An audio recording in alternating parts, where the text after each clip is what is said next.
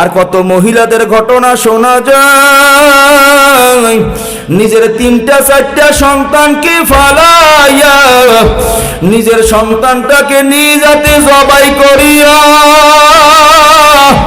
রাতের অন্ধকারে অন্য পুরুষের সঙ্গে ভাইগা যায়।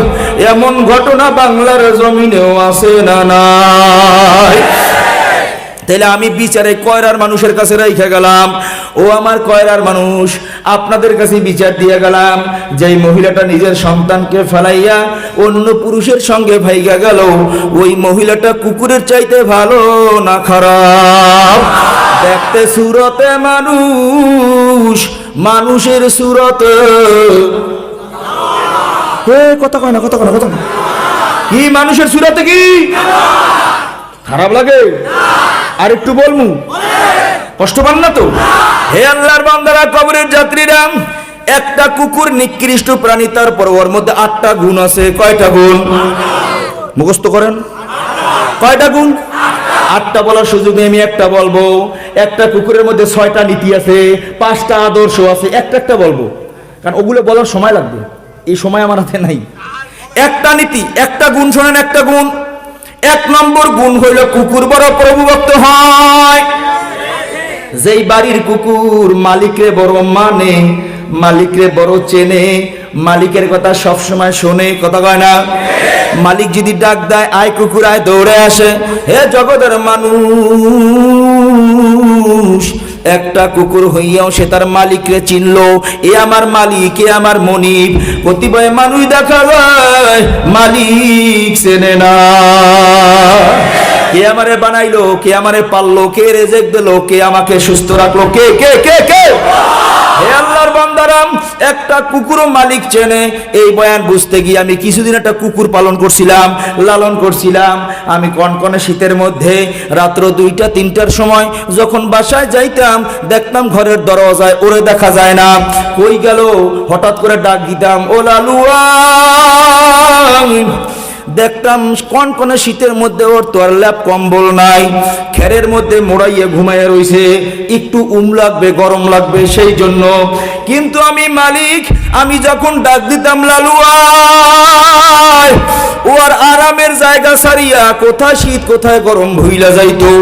ও পাগলের মতো উইটা দৌড় দিয়া আমার সামনে আইসা ল্যাসটাকে পেটের নিচে ঢুকায়া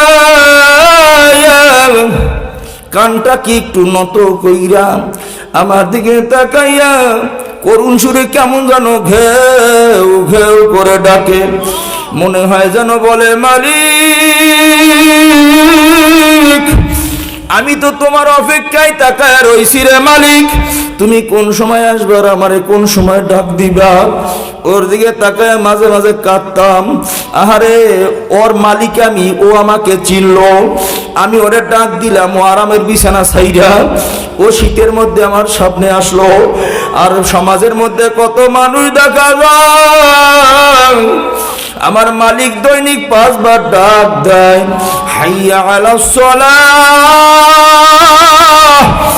আও বান্দা নামাজের দিকে আসো, হাইয়া আলাল ফালাহ, আসো বান্দা কল্যাণের দিকে আসো। আমার মালিক দৈনিক 5 বার ডাক দেয়, মানুষটা মসজিদে যায় না। এ আছে না নাই? এই রাত 3টার সময় শীতের মধ্যে ওরে ডাক দিলাম, ও দৌড়ে আমার সামনে আসছে। ফজরের সময় আমার মালিক ডাক দেয়, আসসালাতু খায়রুম মিনান নাওম, ওঠো বান্দা, ঘুমের চাইতে নামাজ ভালো, ঘুমের চাইতে নামাজ উত্তম। হে আল্লাহর বান্দারা, একটা কুকুর মালিক চিনলো, মালিকের ডাক বুঝলো, পাগলের মতো মালিকের ডাকে সাড়া দিয়া দৌড়ে গেল। আর আমার মালিক ফজরে ডাক দেয়, ওঠো ওঠো ওঠো, আসসালাতু খায়রুম মিনান নাওম, মানুষটা ল্যাপ কম্বল গায়ে দিয়ে ঘুমায়, মানুষটা মসজিদে যায় না। আল্লাহ আল্লাহ আল্লাহ,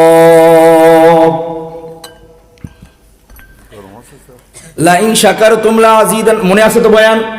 নিয়ামতের শুকর পাইয়া যখন শুকর আদায় করবে, আল্লাহ নিয়ামত আরো বাড়াই দিবে। জোরে বলেন না সুবহানাল্লাহ। অসংখ্য অগণিত নিয়ামত আল্লাহ আপনারে আমারে দান করছেন। অগণিত নেয়ামত, গণনা করে কখনো শেষ করা যাবে না। মনে রাখতে হবে এর প্রত্যেকটা নেয়ামতের শুকর আদায় করা এই বান্দার জন্য ওয়াজিব। কিন্তু বান্দাটা এত দুর্বল, এই দুর্বল বান্দার জন্য কোনো নেয়ামতের শুকর আদায় করা সম্ভব না।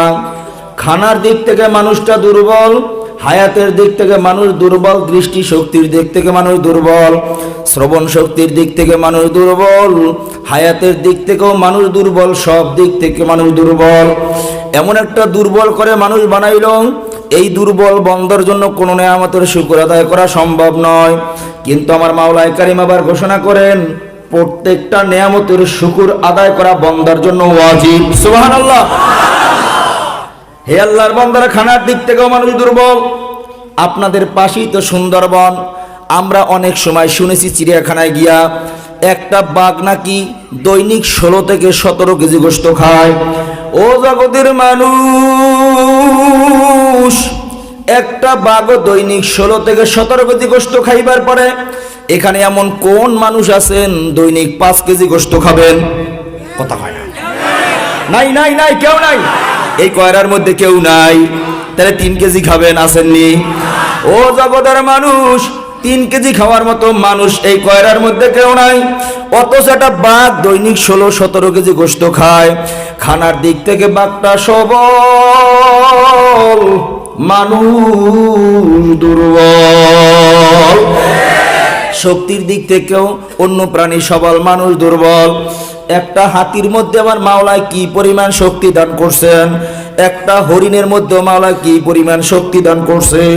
একটা হরিণ নাকি একটা লাফ দিয়া 22 হাত পর্যন্ত যায়। এখানে এমন কোন যুবক ভাই আছেন একটা লাফ দিয়া 10 হাত পর্যন্ত যাবেন? আসেননি? তাইলে এমন শক্তির দিক থেকে হাতিটা সবল, একটা হরিণও সবল, আমি দুর্বল। দৃষ্টি শক্তির দিক থেকেও আপনি আমি দুর্বল, অন্য প্রাণী সবল। আপনি আমি চশমা দিলেও 2 কিলোমিটার দূরে কি আছে দেখা যায় না, ধোঁয়া ধোঁয়া দেখা যায়। অথচ কেতাবের মধ্যে আসছে একটা শগুন পাখির চোখের ভিতরে মাওলায় এই পরিমাণ পাওয়ার দান করছে। 350 মাইল দূরে একটা সরিষার দানাও যদি পড়িয়া থাকে, 350 মাইল দূর থেকে সরিষার দানা দেখতে পায়। এমন শক্তির দিক থেকে মানুষ দুর্বল না সবল? আস্তে কয়, সবল না দুর্বল? দৃষ্টি শক্তির দিক থেকে দুর্বল, শ্রবণ শক্তির দিক থেকেও দুর্বল। ও জগতের মানুষ, তাকায় দেখেন একটা কুকুরের শ্রবণ শক্তির পাওয়ার কত। রাতের বেলা কত মানুষ হাইটা যায়, কুকুরটা বাড়ির ভিতর থেকে ঘেউ ঘেউ করে ডাক দেয়। কিন্তু বাড়ির মালিক যখন বাড়িতে আসে, ও পায়ের আওয়াজ শুই না বুঝতে পারে আমার মালিক।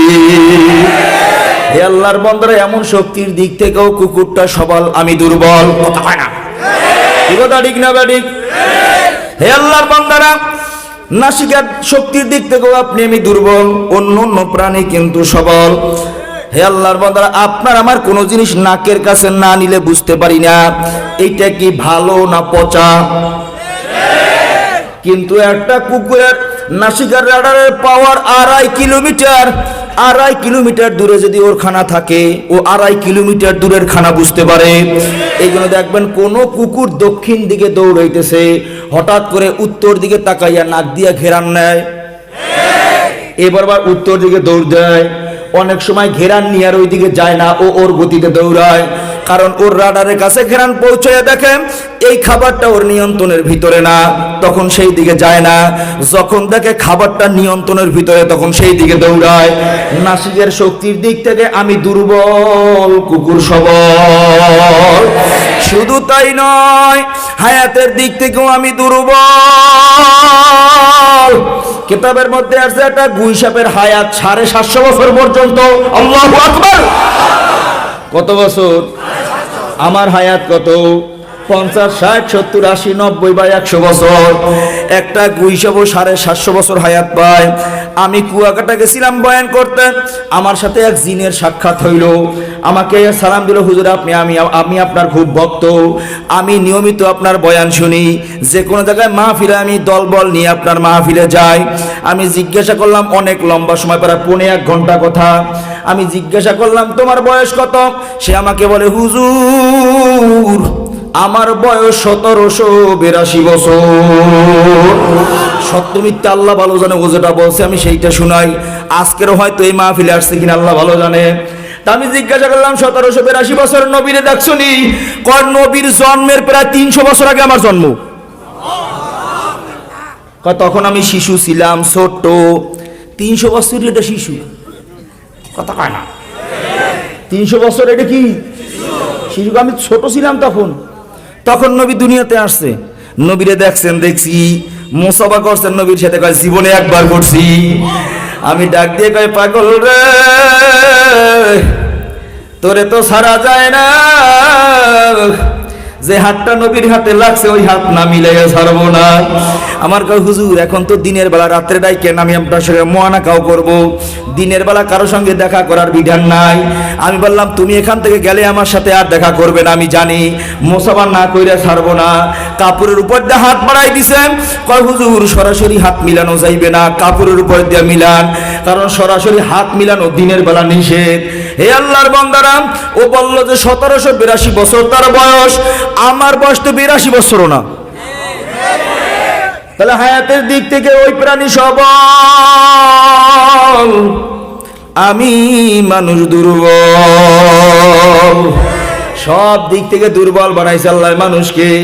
মানুষটারে দুর্বল বানাইয়া আমার মাওলা এবার ঘোষণা করেন, ওয়ালাকাদ কাররামনা বানি আদম, আমি একমাত্র উত্তম করে মানুষ বানাইছি। কারে? আস্তে কয়। আমি যে আয়াতে কারিমা তেলাওয়াত করছি, আমি মূল আয়াতের দিকে ঢুকতেছি। আল্লাহ পাক রব্বুল আলামিন ফরমান, ওয়ামা খলাকতুল জিন্না ওয়াল ইনসা ইল্লা লিয়াবুদুন। আমি জিন এবং ইনসান, ভালো করে শুনেন, আমি জিন এবং ইনসান এই দুইটা জাতিকে বানাইছি একমাত্র আমি আল্লাহর ইবাদতের জন্য। কার ইবাদত? কয়টা জাতি? মুখস্থ করে নসিহত কিন্তু বোঝার জিনিস, শোনার জিনিস নয়। ভালো করে বুঝতে হবে বাবা, দুইটা জাতিকে আল্লাহ বানাইছেন কার ইবাদতের জন্য? একটা হলো জিন আর একটা হলো ইনসান। ইনসান শব্দের অর্থ মানুষ, আমরা জিন না মানুষ? সবাই বলেন। তাইলে বাবা একেবারে সংক্ষিপ্ত ভাবে আমি একটু বয়ান শুনে যাই, মানুষ কাকে বলে। এত ভিড়ের ভিতরে মানুষের অভাব নাই। চেহারা সুরত রঙ্গ ভঙ্গ আর ঢঙ্গিতে মানুষ হওয়া যায় না। নীতি আর আদর্শ যার মধ্যে থাকে সে মানুষ।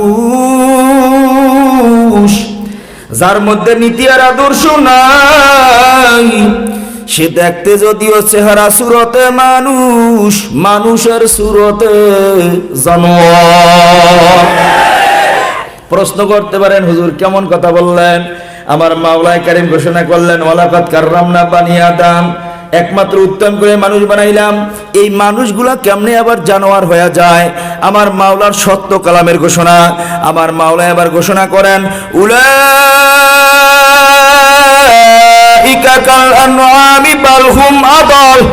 এই মানুষগুলোর মধ্যে আছে এক ধরনের মানুষ যারা দেখতে চেহারা সুরতে যদিও মানুষ, যাদের আচরণ চার পায়া জানোয়ারের চাইতেও খারাপ। একটু মুখ খুলে জোরে বলবেন এই ঘোষণাটা কার?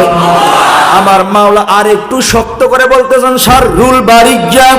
এই মানুষগুলোর মধ্যে আছে এক ধরনের মানুষ যারা দেখতে চেহারা সুরতে যদিও মানুষ, এদের আচরণগুলো কুকুর শিয়াল শুয়ারের চাইতেও খারাপ। এ আল্লাহ পাকের বান্দারা, এই ঘোষণা করছেন কে? আমার মাওলায়ে কারীম কুদরতি ভাবে তিন ধরনের মাখলুকাত বানাইছেন। কয় ধরন? উদাহরণ দিতে পারবো না, মূল কথা শুনে নেন। কয় ধরন? নম্বর 1 ফেরেশতা, নম্বর 2 জানোয়ার, নম্বর 3 মানুষ। কয়টা? আল্লাহ কুদরতি ভাবে তিন ধরনের মাখলুকাত বানাইলেন। নম্বর 1 ফেরেশতা। ফেরেশতা কাকে বলা হয়? সংক্ষিপ্ত ব্যাখ্যা দিচ্ছি, যাদের মধ্যে আকল আছে, জ্ঞান আছে, কিন্তু দুনিয়ার কোনো চাহিদা নাই, তাদেরকে বলা হয় ফেরেশতা। আমি আপনাদের কাছে প্রশ্ন করি, বাবা উত্তর দেন, ফেরেশতাদের ভিতরে খাওয়ার চাহিদা আসেনি? প্রস্রাব পায়খানার চাহিদা, স্ত্রী সন্তানের চাহিদা, বড় লোক কোটিপতি হওয়ার চাহিদা? ফেরেশতাদের মধ্যে কোনো চাহিদা নাই। কিন্তু ফেরেশতাদের মধ্যে জ্ঞান পরিপূর্ণ। আমার মাওলায় কেমন, আমার মাওলার জান্নাতের নেয়ামত কেমন, জাহান্নামের শাস্তি কেমন, এ সম্পর্কে জ্ঞান পরিপূর্ণ আছে না নাই? এ জগতের মানুষ, নম্বর 1 ফেরেশতা যাদের মধ্যে জ্ঞান আছে, দুনিয়ার কোনো চাহিদা নাই। নম্বর 2 জানোয়ার, জানোয়ার ফেরেশতার সম্পূর্ণ উল্টা। ফেরেশতাদের মধ্যে জ্ঞান আছে, দুনিয়ার কোনো চাহিদা নাই। জানোয়ার তার সম্পূর্ণ উল্টা। জানোয়ারের মধ্যে চাহিদা পরিপূর্ণ, জানোয়ারের মধ্যে কোনো জ্ঞান নাই। একটু জোরে বলেন, জানোয়ারের মধ্যে খাওয়ার চাহিদা আছে না নাই? বাঁচার চাহিদা আছে না নাই? ও ভালো মন্দ বোঝে কি বোঝে না, কিন্তু ওর মধ্যে জ্ঞান নাই। ওর মধ্যে কি নাই? ওর মধ্যে জ্ঞান নাই। দেখবেন একটা কুকুর রাস্তা দিয়ে হাইটে যায়, সামনে একটা মসজিদের দেয়াল পাইল, দুনিয়ার মধ্যে পবিত্র জায়গা, এর চেয়ে পবিত্র জায়গা আর নাই। ওর প্রস্রাবে ধরছে, এখানে প্রস্রাব করা যাবে কি যাবে না, এই জ্ঞানটা কুকুরের মধ্যে নাই। প্রস্রাবে ধরছে তো মসজিদের দেয়ালের সাথে ঠেকাইয়া সেত মেত করে ছাড়ছে। কথা কয় না, ঠিক না বাড়ি? প্রস্রাবের চাহিদা আছে, কোথায় করা যাবে কোথায় করা যাবে না, এই আকল ওর মধ্যে নাই। ধরছে তো মসজিদের দেওয়ালের সঙ্গে ঠেকাইয়া ছাড়তেছে। কি কথা কন না কেন? নম্বর 1 ফেরেশতা যাদের মধ্যে জ্ঞান আছে, দুনিয়ার কোনো চাহিদা নাই। নম্বর 2 জানোয়ার যাদের মধ্যে চাহিদা আছে, দুনিয়ার কোনো জ্ঞান নাই। নম্বর 3 মানুষ।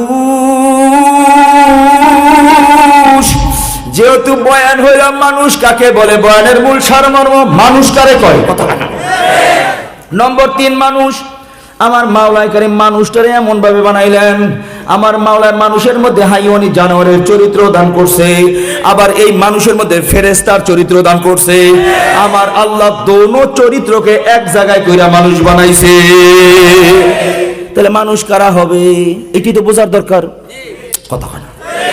ঘুমান আমরা এই খুঁটির পাশে, আপনার পাশে ঘুমায় দেন না, উঠে দেন না?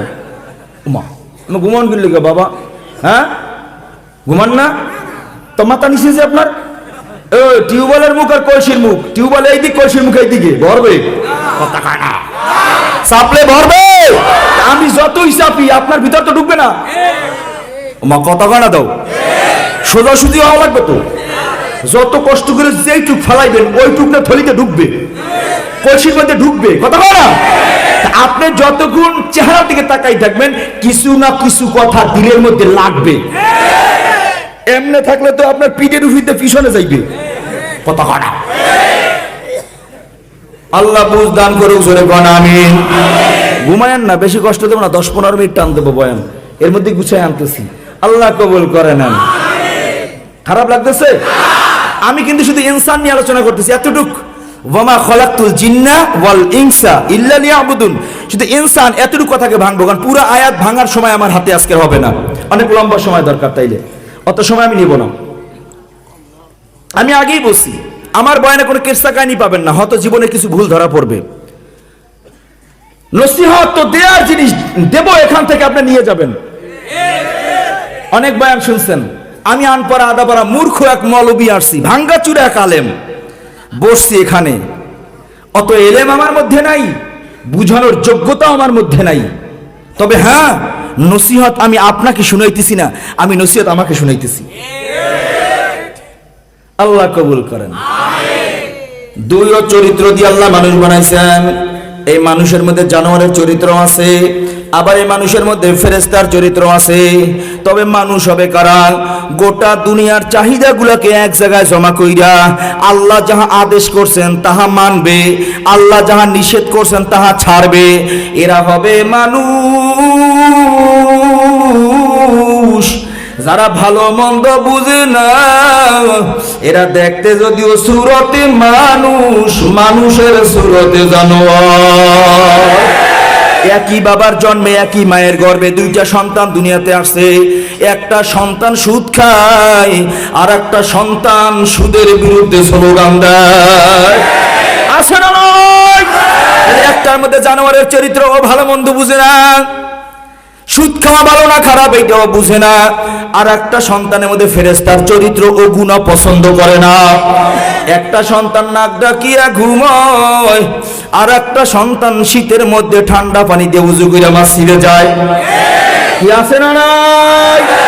একটার মধ্যে জানোয়ারের চরিত্র, নামাজ না পড়া ভালো না খারাপ এটাও বুঝে না। আর একটার মধ্যে ফেরেশতার চরিত্র, ও কখনো গুনাহ পছন্দ করে না। এই দোনো চরিত্র মানুষের মধ্যে আছে না নাই?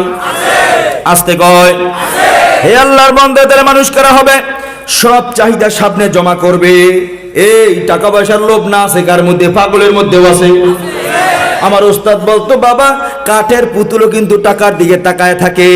আমি মাঝে মাঝে খেয়াল করে দেখলাম আসলেই তো ঠিক, কারণ ও টাকা চেনে কিন্তু ধরতে পারে না, এই শক্তি ওর মধ্যে নাই। বাবা টাকার লোভ ভালোর লোভ সবার মধ্যেই তো আছে। ঘুষ খাইলে যে ভালো থাকা যায় ভালো বুঝি, বাবা মনে কইরো না মৌলবি হইছি বুঝি না। বাংলাদেশে না গোটা বিশ্বের বড় কোম্পানিতে চাকরি করছি আমি, ইউনিলিভারে আমি কর্পোরেট অফিসার ছিলাম। ইচ্ছা করলে কলমের খোসায় খোসায় কোটি কোটি টাকার মালিক হইতে পারতাম। বাবা আমি চাকরি করেছি এই জন্য, জগতের মানুষকে বুঝানোর জন্য। রে জগতের মানুষ, সে আর পাইলেই খারাপ হওয়া যায় না, সে আর পাইলেও আল্লাহরে পাওয়া যায়। এরপরে আমাদের বরিশাল যে হিরণ মিয়া সবাই চেনেন, ওনার যত ব্যবসা ছিল এর জিএম ছিলাম আমি। টাকার বস্তা পাড়াই ফেরাই নামাইছি এক একদিন ব্যাংকে গুনে, কোটি কোটি টাকার লেনদেন করছি। যে মাসে না করছি সে মাসে কমপক্ষে 50-60 কোটি টাকার লেনদেন করছি। এই হাতে 750 কোটি টাকার হিসাব দিতে 5 মিনিট লাগে না আমার। 750 কোটি টাকার হিসাব দিছি, 5 মিনিট লাগে না। হঠাৎ করে কয় আজকে হিসাব দেন, আর কি তো হিসাব খাতা নামাই দিকে যোগ বিয়োগ করেন। 273 টাকার গরমিল পেয়েছিল, 273 আমি মানি না। 273 টাকার গরমিল হইতে পারবে না। কেন? নিচি আর দিছি, মাঝখানে গলত হবে কেন? কথা কয় না, আমি মানি না। সবাই মাঝে কথা তুই আমি একটা পাগল। 750 কোটি টাকার হিসাবে 273 টাকার গরমিল না মানি না। 750 কোটি টাকাই মানতে হবে, কারণ আমি তো আমানতদার ছিলাম। যাবে কই? 273 টাকা মিলতে হবে। পরে হঠাৎ ঘুরতে ঘুরতে ঘুরতে ঘুরতে একটা বাউচার ছিল, ওই বাউচারটা খাতায় উঠে নাই। মিলবে না কেন? আমি চাকরি করছি এই জন্য বাবা, আমি বুঝাইছি জগতের মানুষকে, মানুষের কোটি কোটি টাকা লেনদেন করা যায় কিন্তু মাওলারে ভোলা যায় না। অনেক সময় আমার কইতো ব্যালেন্স চেক দিত, চাকরি ছাড়ারও 1.5 মাস পর একটা ব্যালেন্স চেক দিয়েছি। আমার ব্যাগের মধ্যে ভরিয়ে দিস ব্যালেন্স চেক, স্বাক্ষর টক্কর সব করা। কয় আমি ইচ্ছে করলে তো উঠেই নিতে পারতেন কিছু। আমাকে দূর মিহা, কয় টাকা নেবার? 2 কোটি 3 কোটি 5 কোটি টাকা নিয়ে বাসার মধ্যে যাবো, গ্যারান্টি আসেনি। রাস্তায় বেরিয়ে মরে যাবো তো এই টাকা খাবে কি? তা আমি জাহান্নামে যাবো আর সন্তানটা ভালো থাকবে, আমি ওর দুর্ভাগ্য লই না, ওর দুর্ভাগ্য আমি না। এই জন্য আমার সারা জীবনে কোনো হিসাব উনি নিতেন না। এই যে অ্যাডভান্সারের মালিক জীবিত আছে, জিজ্ঞাসা করেন আমার ব্যাপারে। অ্যাডভান্সার লঞ্চের মালিক নিজামুদ্দিন ভাই, জিজ্ঞাসা করিয়েন তার কাছে আমার সততা কেমন ছিল। এই জন্য তো নির্বাচন করেছি এবছর, 3400 ভোট বেশি পেয়েছিলাম। পাবলিক মন উজর করে ভোট দিস, মন উজর করে গেছে, তাও আফসোস নেই। করছিলাম খেদমতের নেইতে, যে হয়েছে তারেও বলছি আপনারও খেদমতের নেই, আমারও খেদমতের নেই, আসেন ভাগাভাগি করে কাজ করি। আপনি সরকারিভাবে বরাদ্দ যা পাবেন আর আমি গায়ে থেকে যা পারি, দুইজনে সমন্বয় করে কাজ করি, আমার ইউনিয়নটা মডেল ইউনিয়ন হয়ে যাক। কথা কয় না? শত্রুতা হবে কেন? উনিও হয়েছে খেদমতের নেইতে, আমিও তো নির্বাচন করছি খেদমতের নেইতে, না টাকা কামানোর জন্য। কথা কয় না? তাহলে উনি হয়েছে হাতে আমার এত আক্রোশ লাগবে কেন? আমি তো খুশি। আমি পরদিন গিয়ে দেখা করছি ওনার সাথে, আমি পরদিন মালা নিয়ে গেছি ওনার জন্য, যে ভাই হইতে পারি না, আফসোস নাই, কিন্তু আমরা ভাগাভাগি করে কাজ করব। আপনি সরকারি ভাবে, আমি ব্যক্তিগত ভাবে। কথা হয় না?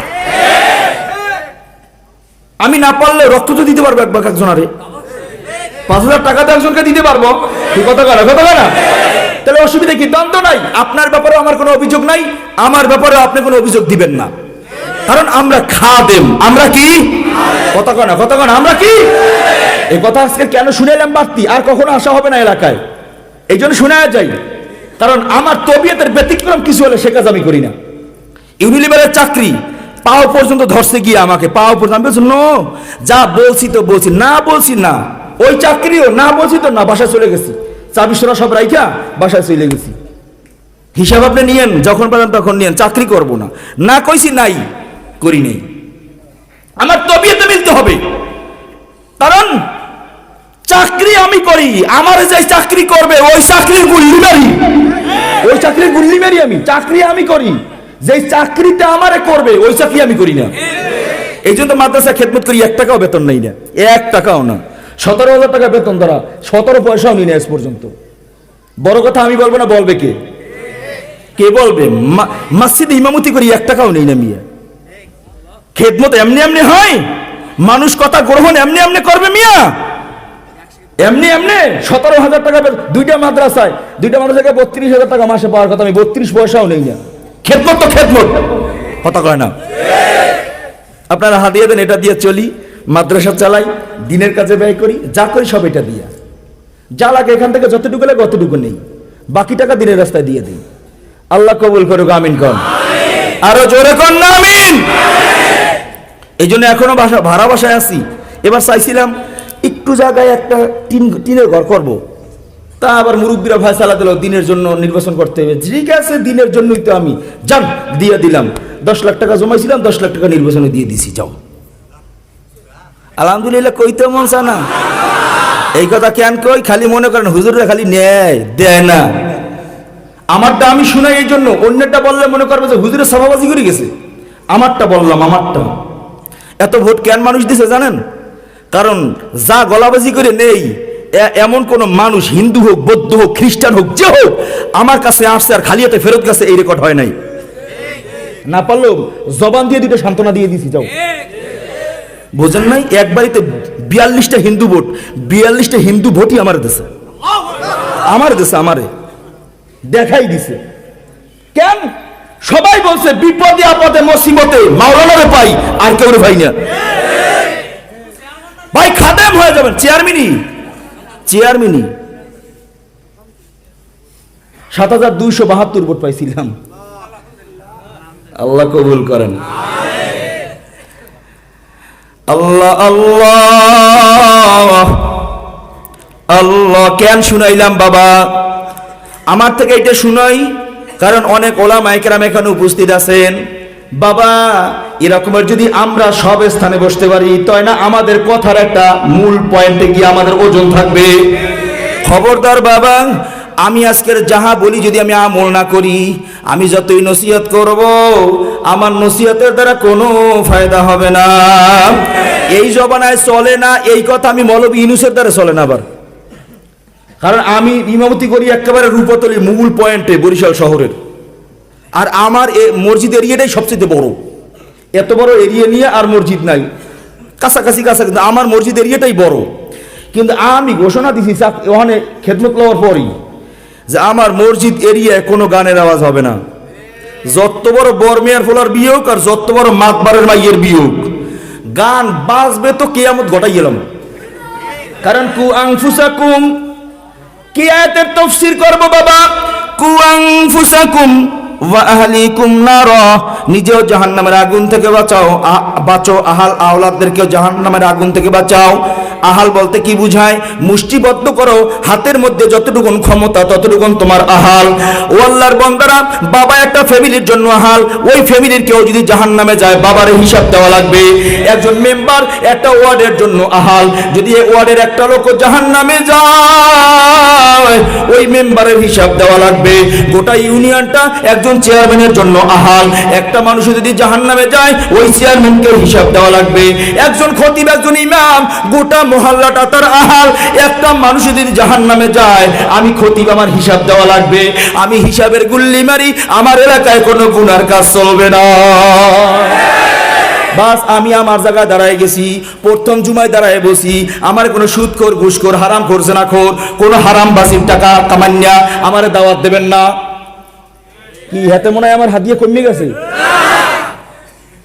বুঝলেন না? পুরো রমজানের দাওয়াত পাইছি 4টা। কয়টা? আর হুজুরেরা দাওয়াত খাইতে খাইতে পাতলা পায়খানা হয়ে গেছে, মানে আমার দ্বারা বুঝছে শূন্য যে হুজুরে কোন প্রশ্ন করিয়ে বয় আর কোন জায়গায় ধরে আবার রশি খুলে ফেলায়। কারণ দাওয়াত খাবো কেন? একটা বেনামাজি হারামখোরের ঘরে খানা খাইলে 40 দিনের ইবাদত বন্ধ হয়ে যায়।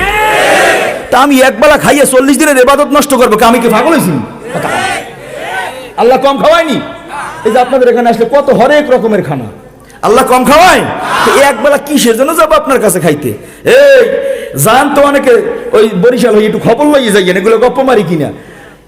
এই 2.5 সাইবের মাইয়ের বিয়া, 2.5 সাইবের, আর কি ক্ষমতা তো বলছেন পুলিশের 2.5। আমার দ্বারাইছে হুজুর পোলাপান একটুখানে ট্যাক্সেট বাজাই চায়। হুজুর আমি তো প্রশাসনের মানুষ, কি বলবো, একটু বাজাও। আমি একটুর গুল্লি মেরি, কথা কয় না। এবার আমি বললাম একটু, আবার কারে কয়? আচ্ছা আপনার উজু আছে, এই উজু অবস্থায় কোরআন ধরতে পারবেন না? কথা বল না কেন? অজু আছে, নামাজ পড়তে পারবেন না? অজু আছে, এই অবস্থায় ইবাদত করতে পারবেন না? কিন্তু আপনার এবার একটু বায়ু আসতে চায়, বায়ু অনেক কষ্ট করতেছেন, বায়ু যেন বের হয়ে না যায়, তাহলে উজু নষ্ট হয়ে যাবে, নামাজ পড়তে পারবো না। কথা কয় না? একটুখানে বের হইছে, একটুখানে, কথা কয় না? এই কতটুকু বাইরেছে? একটুখানে বের হইছে, নামাজ পড়া যাবে? কেন? আরে ভাই একটুখানে বেরোস তো, কোরআন ধরা যাবে? আরে ভাই একটুখানে বেরোইছে তো। ওরে দুনিয়ার মানুষ কেন বুঝো না? একটুখানে বের হইলে যদি তোমার উজু না থাকে, আবার দ্বিতীয়বার যদি উজু করা দরকার হয়, একটুখানে বের হইলে যদি আর তোমার ইবাদতের উপযুক্ত না হয়, তুমি একটুখানে হারাম খাবা, একটুখানে সুদ খাবা, একটুখানে গাঁজা খাবা, একটুখানে মদ খাবা, একটুখানে সিনেমা দেখবা, একটুখানে গান বাজাবা, তুমি মুসলমানের মধ্যেই পড়ো নাই। পাইছো কই একটুখানে? ডাইরেক্ট বুঝাইছি 2.5 সাইব। আমি কিসের মুসলমান? আমি একটুখানে লেগেছেন, আসতে বের হয়ে গেছে। কারণ আমার এলাকায় সবাই কয় কুরল্লে মার্কা হুজুর, আমি বলে ভোতা কুরল দেখালি কোফাই বয়ানে উঠবে, কথা কয় না? আর আমি বলে বেশি গরম। আমি গরম কোন জায়গায় দেখান? আমি তো আপনাদের মতোই, পারে নাই। এলাকায় বহুত বর্মেয়ারা 7 তলা 10 তলা বিল্ডিং এর মালিক, পোলার বিয়া ড্যাক্সেট, ওই যে ব্যাংক পার্টি আছে ঢাকায় দেব, ঢাকা ভার্সিটির মানে কি কয় ওই ব্যাংক পার্টি যারা বাজায় বুঝেন কি কয়? না না না, ব্যান্ড শো। ও তো ওনার পোলা ভার্সিটির ভিতরে ফার্স্ট হয়েছে, তো ওনার বন্ধু বান্ধব লই গেছে আইএমএ ডিস্কো ড্যান্সার বাজাইবে, বোঝেন নাই? তা আমার দ্বারে আইসি, হুজুর পোলা বান্ধব ঢাকায় দেয়া গাড়ি ভরে সব লই গেছে। আমি কে লই গেছি, অসুবিধা কি, গাড়ির মধ্যেই থাও, ওই যেন নাইমে আমের ঘরের দুয়ারে না নামে। হেলে কিন্তু পোলাপান পাঠাই তুমি সব ভাইকে সুরে সুরমার করিয়ে ফেলাইবে। কারণ আমি যখন কুল জাআল হক ওয়া যাহাকাল বাতিল ইন্নাল বাতিলা কানা যাহুকা, হক যখন হকের মতো ধরবা, বাতিল এমনি পালাইবে। এই যখন হকের মতো ধরছি, আল্লাহ শুকুর, প্রথম মাসে 26টা গাঁজাখোর নামাজি হয়েছে। প্রথম মাসে এই আমার মসজিদ রাখা 26টা গাঁজাখোর নামাজি হয়ে গেছে। এই 26টার মধ্যে এমন আছে 5-6টা যা মাথা মাঙ্গা এলাকার মধ্যে সবাই ডরায়, কারণ আমার শক্তি বাড়ছে না। এই এলাকার মধ্যে যেন কোনো আর গান বাদ্য না, হুজুর কি কন, খালি কইবেন কল্লা মাল্লা কাটতে বাক করে গেলাম, তা আমার শক্তি বাড়ছে না কমছে? আল্লাহ শুকুর, আজ পর্যন্ত এখন পর্যন্ত গান বাদ্য বাজানোর সাহস কেউ করে নাই। এর নাম না নসিহত, বলবে দিল পরিবর্তন হয়ে যাবে। আল্লাহ কবুল করেন, আমিন কর। আল্লাহ আল্লাহ আল্লাহ। হে আল্লাহ পাকের বান্দারা, কবরের যাত্রীরা, আমার পর্দার আড়ালের মা ও বোনেরা, সংক্ষেপে অনেক কথাই বললাম, মনে কষ্ট নিবেন না। আমার মাওলাই কারীম ঘোষণা করেন, উলাইকা কাল আনআমি বাল হুম আদাল। আবার আমার মাওলা শক্ত করে বললেন, শাররুল বারিয়া, এই মানুষগুলোর মধ্যে, এই মানুষের ভিড়ে এমন কিছু মানুষ আছে, দেখতে সুরতে যদিও মানুষ, এদের আচরণগুলো কুকুর শিয়াল শুয়োরের চাইতেও খারাপ। হে আল্লাহর বান্দারা, দুনিয়ার হাকিকতের দিকে তাকাইয়া আমার মাওলার সত্য কালামের প্রমাণ গ্রহণ করেন। হাকিকত সে তো দুনিয়া বেখবর হয়, দুনিয়া কি নুমাইশ পর নজর হয়। দুনিয়ার হাকিকতের দিকে তাকায় দেখেন, দুনিয়ার মধ্যে সবচাইতে নিকৃষ্ট প্রাণীর নাম হইল কুকুর। কুকুরের চাইতে নিকৃষ্ট প্রাণী আর দুনিয়ার জমিনে নাই। ও জগতের মানুষ, একটা কুকুর সবচেয়ে নিকৃষ্ট প্রাণী। তারপর দেখবেন ওই কুকুরটা যখন রাস্তা দিয়ে হাইটা যায়, যখন ওর মধ্যে প্রস্রাবের ব্যাগ হয়, গাছের আড়াল দেয়াল জঙ্গল ব্যতীত কুকুরটা প্রস্রাব করে না। কারণ কি? লজ্জাস্থান মানুষ না দেখে। ওরে জগতের মানুষ,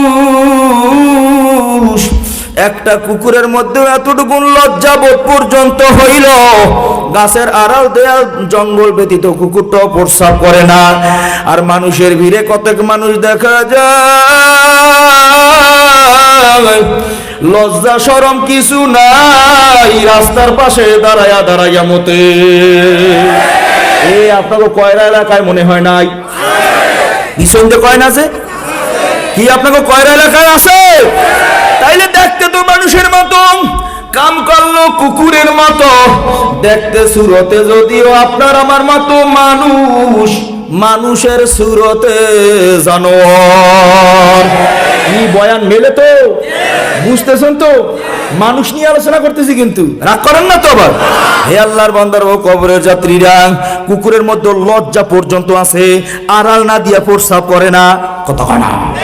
মানুষের মধ্যে লজ্জাবোধ পর্যন্ত নাই, রাস্তার পাশে খাড়াই খাড়াই মতে। তাহলে ওই মানুষটা তো কুকুরের চাইতেও খারাপ। হে আল্লাহর বান্দারা, একটা কুকুর যদিও নিকৃষ্ট প্রাণী, ওর চাইতে নিকৃষ্ট প্রাণী আর নাই।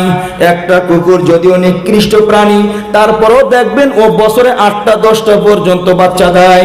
আজ পর্যন্ত ওই বাচ্চাকে ফেলায় কুকুর দূরেও যায় নাই, তার সামনে দিয়ে একটা বাচ্চা আজ পর্যন্ত কেউ নিতেও পারে নাই। হে জগতের মানুষ, একটা কুকুর নিকৃষ্ট প্রাণী হওয়ার পরেও বছরে 8টা 10টা পর্যন্ত বাচ্চা দিল, ওই বাচ্চাকে ফেলায় আসে দূরেও গেল না, তার সামনে দিয়ে একটা বাচ্চা আজ পর্যন্ত কেউ নিতেও পারলো না। আর কত মহিলাদের ঘটনা শোনা যায়, নিজের 3টা 4টা সন্তানকে ফালাইয়া নিজের সন্তানটাকে নিজ হাতে জবাই করিয়া রাতের অন্ধকারে অন্য পুরুষের সঙ্গে ভাইগা যায়। এমন ঘটনা বাংলার জমিনেও আছে না নাই? তাহলে আমি বিচারে কয়রার মানুষের কাছে রেখে গেলাম, ও আমার কয়রার মানুষ, আপনাদের কাছে বিচার দিয়ে গেলাম, যেই মহিলাটা নিজের সন্তানকে ফেলাইয়া অন্য পুরুষের সঙ্গে ভাইগা গেল, ওই মহিলাটা কুকুরের চাইতে ভালো না খারাপ? দেখতে সুরতে মানুষ, মানুষের সুরতে কথা কয় না, কথা কয় না, কথা কি মানুষের সুরতে কি খারাপ লাগে? আর একটু বলমু, কষ্ট পান না তো? হে আল্লাহর বান্দারা, কবরের যাত্রীরা, একটা কুকুর নিকৃষ্ট প্রাণী, তারপর ওর মধ্যে 8টা গুণ আছে। কয়টা গুণ মুখস্থ করেন? কয়টা গুণ? 8টা বলার সুযোগ নেই, আমি একটা বলবো। একটা কুকুরের মধ্যে 6টা নীতি আছে, 5টা আদর্শ আছে, একটা বলবো, কারণ ওগুলো বলার সময় লাগবে, এই সময় আমার হাতে নাই। একটা নীতি, একটা গুণ শোনেন। একটা গুণ, 1 নম্বর গুণ হইল কুকুর বড় প্রভুভক্ত হয়। যেই বাড়ির কুকুর মালিকরে বড় মানে, মালিকরে বড় চেনে, মালিকের কথা সব সময় শোনে, কথা কয় না? মালিক যদি ডাক দেয় আয় কুকুর আয়, দৌড়ে আসে। হে জগতের মানুষ, একটা কুকুর হইয়াও সে তার মালিকরে চিনলো, এ আমার মালিক, এ আমার মনিব। কতিপয় মানুষ দেখা যায় মালিক চেনে না। কে আমারে বানাইলো, কে আমারে পাললো, কে রেজেক দিলো, কে আমাকে সুস্থ রাখলো, কে কে কে কে? হে আল্লাহর বান্দারা, একটা কুকুরও মালিক চেনে। এই বয়ান বুঝতে গিয়ে আমি কিছুদিন একটা কুকুর পালন করছিলাম, লালন করছিলাম। আমি কনকনে শীতের মধ্যে রাত্র 2টা 3টার সময় যখন বাসায় যাইতাম, দেখতাম ঘরের দরজায় ওরে দেখা যায় না, কই গেল? হঠাৎ করে ডাক দিতাম, ও লালুয়া। দেখতাম কনকনে শীতের মধ্যে ওর তো আর ল্যাপ কম্বল নাই, খেরের মধ্যে মোড়াইয়ে ঘুমাইয়া রইছে, একটু লাগবে, গরম লাগবে সেই জন্য। কিন্তু আমি মালিক, আমি যখন ডাক দিতাম লালুয়া, ও আর আরামের জায়গা ছাড়িয়া কোথায় শীত কোথায় গরম ভুইলা যাইতো। ও পাগলের মতো উইটা দৌড় দিয়া আমার সামনে আইসা ল্যাসটাকে পেটের নিচে ঢুকাইয়া কানটা কি একটু নত কইরা আমার দিকে তাকাইয়া করুণ সুরে কেমন যেন ঘেউ ঘেউ করে ডাকে। মনে হয় যেন বলে, মালিক আমি তো তোমার অপেক্ষায় তাকায় রইছি রে মালিক, তুমি কোন সময় আসবে আর আমারে কোন সময় ডাক দিবা। ওর দিকে তাকায় মাঝে মাঝে কাঁদতাম। আহারে, ওর মালিক আমি, ও আমাকে চিনলো, আমি ওরে ডাক দিলাম, ও আরামের বিছানা ছাইরা ও শীতের মধ্যে আমার সামনে আসলো।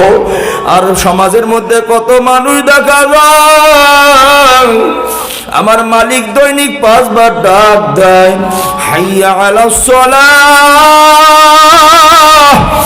আও বান্দা নামাজের দিকে আসো, হাইয়া আলাল ফালাহ, আসো বান্দা কল্যাণের দিকে আসো। আমার মালিক দৈনিক 5 বার ডাক দেয়, মানুষটা মসজিদে যায় না। এ আছে না নাই? এই রাত 3টার সময় শীতের মধ্যে ওরে ডাক দিলাম, ও দৌড়ে আমার সামনে আসছে। ফজরের সময় আমার মালিক ডাক দেয়, আসসালাতু খায়রুম মিনান নাওম, ওঠো বান্দা, ঘুমের চাইতে নামাজ ভালো, ঘুমের চাইতে নামাজ উত্তম। হে আল্লাহর বান্দারা, একটা কুকুর মালিক চিনলো, মালিকের ডাক বুঝলো, পাগলের মতো মালিকের ডাকে সাড়া দিয়া দৌড়ে গেল। আর আমার মালিক ফজরে ডাক দেয়, ওঠো ওঠো ওঠো, আসসালাতু খায়রুম মিনান নাওম, মানুষটা লেপ কম্বল গায়ে দিয়ে ঘুমায়, মানুষটা মসজিদে যায় না।